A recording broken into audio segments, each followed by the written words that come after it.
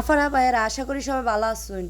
তো আমার জামাই আমার অনেক দিন ধরে কইতাছে বউ গো বউ আমার চিকেন বিরিয়ানি রান্না করে খাওয়াও। তো জামার কথা তো রাহা লাগে, এর লেগে আমি আজকে বানাইলাম চিকেন বিরিয়ানি। চিকেন বিরিয়ানির লেগে আমি প্রথমে মাংসগুলারে ম্যারিনেট করে রাইখা দিব।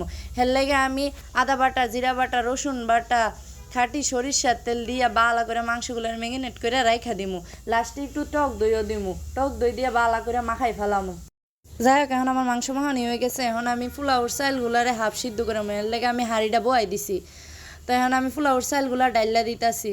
তো আমার ফুলাউর চাইলগুলা এখন সিদ্ধ হয়ে গেছে, এখন আমি নামাই ফেলাইছি। এখন আমি মাংস কষানোর লেগে হাঁড়ির মধ্যে তেল দিয়ে দিছি। এরপরে এলাচ দারচিনি দিয়ে এখন মাংসগুলারে আমি ডাইলা দিমু, দিয়া বালা করে কষাই লমু।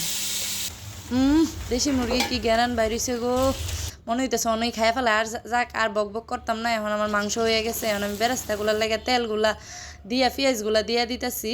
যাক, আমার বেরেস্তা হয়ে গেছে। এখন আমি মাটির হাঁড়ির মধ্যে চাইল আর মুরগিগুলারে লেয়ারে লেয়ারে দিয়া দিমু, দিয়া বালা করে চাইপা আমি পেড়াইকা দিমু। তো আপনারা অনেকেই অনেক হাঁড়ি ব্যবহার করেন, তো আমার কাছে মাটির হাঁড়ির মধ্যে বিরিয়ানি খাইতে খুবই মজা লাগে। তো আপনার কাছে কেমন লাগে কমেন্টে জানাবেন।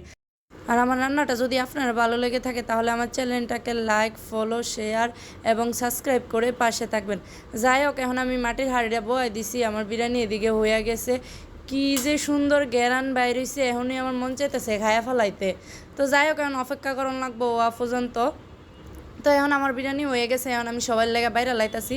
আসলে আমার সবাইরে ফালাইয়া খাইতে খারাপ লাগে, আমি পরিবারের সবাই একসাথে লইয়া খাইতেই পছন্দ করি। আমার জামাই কইতাছে তুমি কষ্ট করছো, তুমি আগে খাও। কি যে মজা হইছে বন্ধুরা, আপনারাও বাসায় বানাইয়া দেখতে পারেন।